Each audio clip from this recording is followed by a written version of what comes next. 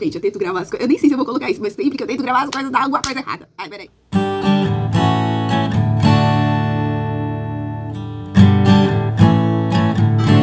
Uma vida marcada por ausências. Órfã de pai, antes mesmo de nascer, perdeu a mãe aos 2 anos e sequer conheceu os 3 irmãos. Aprendeu desde cedo a conviver com o silêncio e a solidão. Logo compreendeu que tudo na vida é transitório. E essas descobertas tão prematuras definiram sua personalidade e sua poesia. Nascida em 7 de novembro de 1901, na Tijuca, Rio de Janeiro, formou-se no curso normal em 1917 e 2 anos depois publicou seu primeiro livro de poesias, Espectros. Descendente de portugueses, sua relação com a cultura lusitana fortaleceu-se ao casar-se com o pintor português Fernando Correia Dias, com quem teve 3 filhas.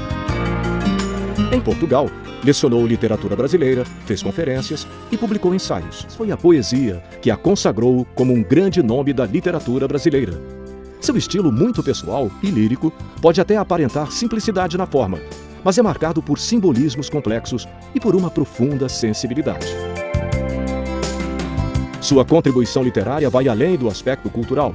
Ao publicar a coletânea de poemas Romanceiro da Inconfidência, ela fortaleceu o sentimento de identidade brasileira. A obra conta a história do Brasil desde o início da colonização até a Inconfidência Mineira, assumindo o lado dos oprimidos e transformando-os em heróis. Escritora, professora, jornalista e tradutora. Íntima do efêmero, do transitório. Tornou-se, sem perceber, eterna. Cecília Meirelles. Como sabemos, o livro Romanceiro da Inconfidência, escrito por Cecília Meirelles, é uma das obras obrigatórias da FUVEST, do vestibular da FUVEST. Cecília Meirelles foi uma grande escritora do seu tempo. É uma obra da literatura brasileira de grande fôlego e pesquisa da autora. Foi resultado de 10 anos de pesquisa da Cecília, da documentação histórica daquele período e do estilo literário daquele período. Nessa obra, que iremos estudar, temos ali, ao mesmo tempo, a história, os personagens, essa Minas Gerais da Conjuração Mineira, e temos também o estilo literário da época. Cecília pega ali, em meados da segunda fase do modernismo, esse passado histórico e traz poeticamente e historicamente para a nossa literatura. Para começar, vamos tentar entender o título. Romanceiro. O que seria um romanceiro? O romanceiro é um conjunto de poemas curtos de origem popular. A origem popular vem da sua musicalidade, em geral feito em redondilhas maiores e redondilhas menores, recuperando também um pouco da forma literária da época. Lembrando aqui junto com vocês, as redondilhas menores, 5 sílabas poéticas, redondilhas maiores, 7 sílabas poéticas. Nós iremos analisar daqui a pouco um verso para vermos como isso aparece no livro Romanceiro da Inconfidência. A obra vai alternar ali entre falas, cenários e romances. Os romances é o momento onde a ação acontece, que são intermeados ali pelas falas e pela descrição dos cenários. Se o romance é onde se narra a história que acontece, nas falas a gente tem ali uma reflexão, uma perspectiva do eu lírico, que muitas vezes tece comentários sobre o personagem. Sobre os cenários, a descrição daquele espaço que antes era Vila Rica, em Minas Gerais, hoje Ouro Preto. Então, aquele belíssimo cenário histórico. Bom, então a gente está tratando aqui de um romance que, ao mesmo tempo, vai ter um elemento literário, né? O romanceiro, né? Que é como a gente viu, o romanceiro são poemas de origem popular, tem uma origem lá na Idade Média, onde se faziam muitos romanceiros, então a Cecília Meirelles retoma essa tradição e que tem a matéria histórica ali no seu bojo. Professora, qual é a matéria histórica do romanceiro? Bom, tá ali no seu título, né? Romanceiro da Inconfidência. Vai tratar justamente do período da Inconfidência Mineira, ou Conjuração Mineira. Justamente quando, ali durante o ciclo do ouro, vocês devem lembrar, né? O ciclo do ouro lá em Minas Gerais, deu muito ouro para Portugal e tudo mais, não sei o quê. E ali, vamos retomar rapidinho, tá? A matéria histórica. E ali sempre ficava uma cota para o Brasil, ainda era dependente, né, de Portugal, era uma colônia, e a maior parte ia para a matriz, que era Portugal, e ficava assim um pedacinho para o Brasil. Tinha uma cota que tinha que ir para Portugal, até mais ou menos 100 arrobas de ouro. Se não atingisse essa cota de 100 arrobas, se instituía a derrama, que era mais ou menos um rateio ali de ouro, pegando da população para dar para matriz, que era Portugal.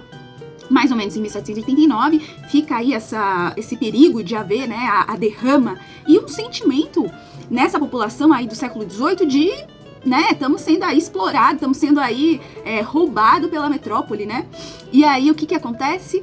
A gente vai ter aí os Inconfidentes, inspirados também nas ideias do iluminismo, inspirados também na independência dos Estados Unidos, aí planejando, né, a Inconfidência. E teremos aí, como a Cecília narra pra gente, alguns heróis inconfidentes, alguns não tão heróis também, porque a história é feita de heróis e é feita também daqueles que não conseguem dar cabo aos objetivos mesmo da Inconfidência, né? Porque no final das contas ela acaba não acontecendo. Então, vamos prestar atenção. A Cecília Meirelles estudou toda a documentação histórica ali do século XVIII, da Inconfidência, de tudo que aconteceu. Ela estudou, ela levou 10 anos estudando esse material.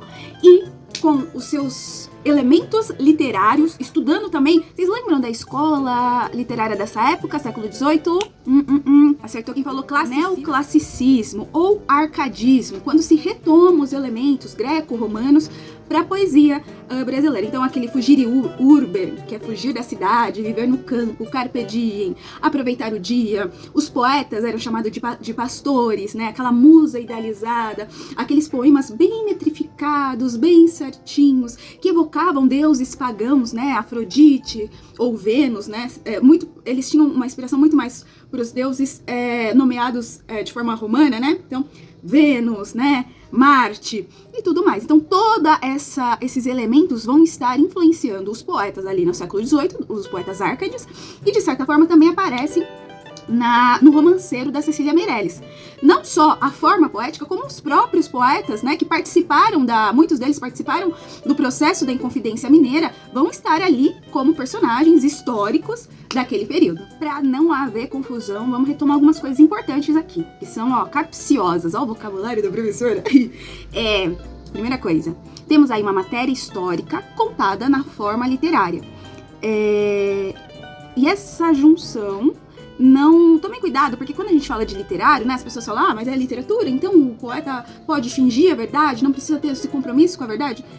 Sim, não necessariamente, mas nesse caso existe sim uma fidelidade histórica da Cecília Meirelles, um compromisso onde ela fez mesmo uma pesquisa e transformou isso em uma matéria onde conjuga muito bem o histórico, o literário, e a gente vai ver também com elementos filosóficos reflexivos universais. Olha que bacana, isso é uma grande obra literária, só uma grande obra literária pode trazer esses elementos. O histórico, o literário e também traz elementos universais. Como assim, professor, universais? Independentemente da época histórica, esses elementos aparecem na nossa vida, inclusive na contemporaneidade. Vamos ver quais elementos são esses? Um dos elementos que ela trata no livro universais, ou seja, ela pega um elemento do século XVIII e onde a gente pode transmutar para outros séculos, por exemplo, a questão da efemeridade do tempo, ou efemeridade das perspectivas, inclusive perspectivas históricas. Um exemplo, os Inconfidentes foram considerados traidores no século XVIII. Ali, por volta do século XIX, inclusive durante o século XX, durante a ditadura militar, a gente vai ver essa homenagem também, a homenagem aos Inconfidentes. Inclusive, a gente tem um feriado nacional que homenageia os Inconfidentes, né? Vocês lembram? Vocês lembram? Eu sei que vocês lembram, vocês são, né? Vocês lembram? 21 de abril, muito bem, dia de Tiradentes. Então temos um feriado para isso. E hoje, século XXI, talvez, assim, não se fala muito dos Inconfidentes. A visão deles é uma visão não tão nítida pra gente, talvez tenha até um caráter revisionista histórico. Professora, caráter revisionista? Vou fazer só um parênteses, porque isso serve, atenção, isso serve pra redação. Isso serve pra redação, como eu disse pra vocês. Que caráter é esse, professora? Bom, se vocês prestarem atenção, o que tá acontecendo, por exemplo,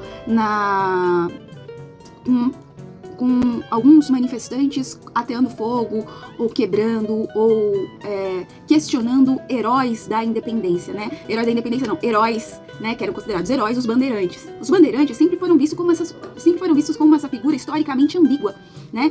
Por um lado, eles expandiram o território brasileiro, mas como eles fizeram isso a partir de uma série de violências e massacres a populações indígenas e quilombolas. Então, esses personagens hoje, no século XXI, são questionados e rejeitados. Muito muito provavelmente, daqui a uns séculos isso pode mudar ou não, mas antes eles eram idolatrados, eram vistos como grandes representantes e heróis brasileiros, tanto que nós temos aqui a nossa querida chamada Raposo Tavares. É questionável? É, mas o interessante de nós vermos é como isso é efêmero, como a visão histórica sobre alguns heróis, sobre alguns eventos da nossa história e personagens é efêmera, é passageira. A Cecília também faz uma reflexão bem interessante sobre a matéria de que é feita a história. A história é feita de heróis, né, de sonhadores, daqueles que querem mudar o mundo, para tratar as questões do mundo de uma forma bela, né, e também é feita de medíocres, traidores. Uma palavra que aparece muito ali no Romanceiro, a gente vai ver o eu poético falando, é pusilanimidade, ou seja, essa falha de caráter, essa falha essa falha humana, né, que aparece em determinados personagens, que acaba ali no contexto da Inconfidência fazendo com que ela não ocorra, né? Fazendo com que a Inconfidência seja reprimida. Tá vendo? Então, essas são coisas, por exemplo, que não são só ligadas à Inconfidência Mineira, mas são elementos que estão ligados a toda a história da humanidade, né? Ao caráter humano, né? Essas dualidades, essas questões que ela traz no livro. Então, é uma matéria reflexiva universal. Então temos aí o histórico, temos aí o literário e temos ali a matéria reflexiva universal. Mas vamos lá esquematizar como que está organizado o Romanceiro. Ele vai ser dividido em 5 partes, né? A primeira parte é aquela que vai ser chamada de preliminares, que é onde o eu lírico, né, vai contar os eventos que ocorreram antes, né, que antecederam a Inconfidência. Como, por exemplo, o surgimento do ouro ali em Minas Gerais, como nasceu ali Ouro Preto, tudo mais, as pessoas descobrem ouro, as pessoas vão correndo para Minas, para enriquecimento, as cidades vão crescendo, vão preliminares, ela vai recuperando uma série de histórias daquele contexto. Ela é da Chica da Silva, a negra, né, que acaba se casando numa união estável com o contratador Fernandes e tem uma vida ali de grande regalia, muito mais do que alguns burgueses brancos ali da região, né? A Cecília vai pintar Chica da Silva com elementos da história e trazendo ali a sua beleza, a sua crueldade, ao mesmo tempo, a sua nobreza em algumas ações, né? Então mostra um pouco dessa figura extremamente interessante que é a Chica da Silva. Inclusive tem filmes, né? Teve uma novela da Chica da Silva, é uma personagem que vale a pena vocês pesquisarem. A segunda parte já vai se tratar do quê? Da conspiração, ou seja, da preparação para a Inconfidência Mineira. Como a gente sabe, ela se dá fortemente por conta da possibilidade da derrama, e aí temos ali ricos, né, conspiradores ali, que acabam ali conspirando por conta da questão financeira. Já Tiradentes, né, elevado ali de alguma forma como um mártir, herói, né, ele não tinha aparentemente nenhum interesse, além da liberdade, além desse ideal da liberdade, para conspirar pela Inconfidência. Se planeja tudo isso, no entanto, a Inconfidência ela é delatada. Lembra aquilo que a gente falou lá daquilo que a história é feita, da matéria histórica a ser feita de heróis, né? Tiradentes, por exemplo, e covardes e medíocres? Pois é, ela foi delatada e aí a gente vai ter uma série porque a ideia é que se explodisse a Inconfidência e o povo se rebelasse, e aí se conseguisse a independência de Minas Gerais.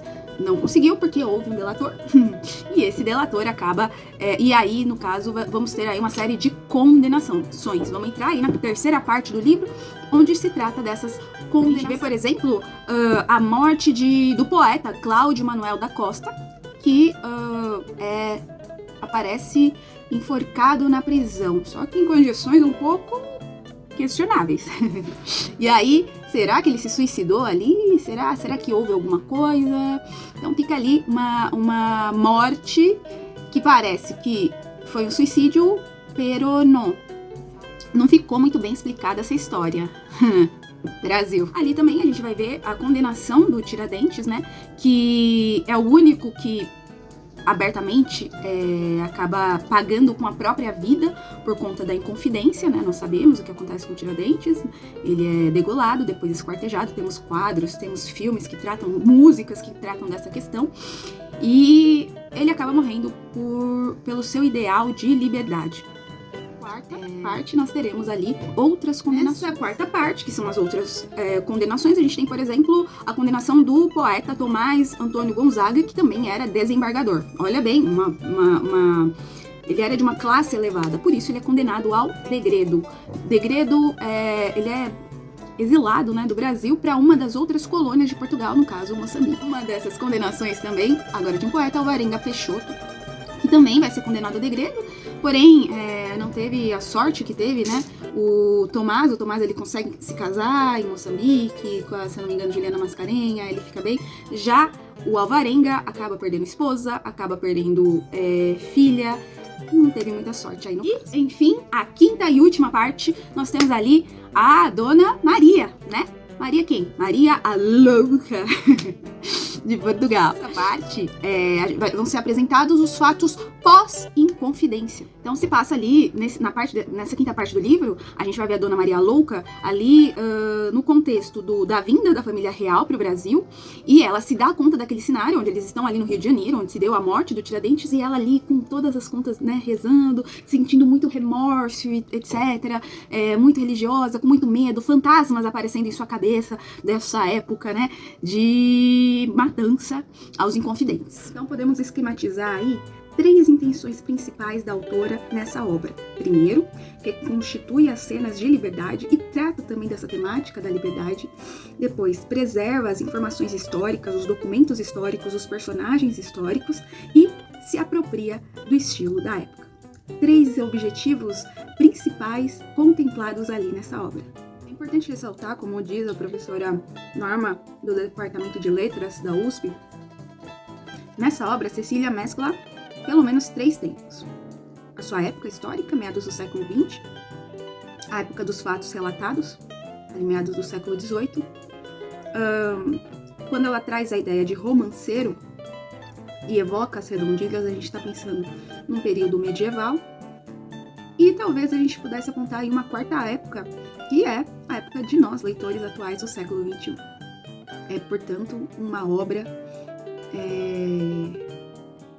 uma grande obra, porque traz em si elementos que dialogam com determinados tempos históricos e consegue criar ali uma amálgama e pontos de diálogo e pontos de coincidência e fricção entre eles.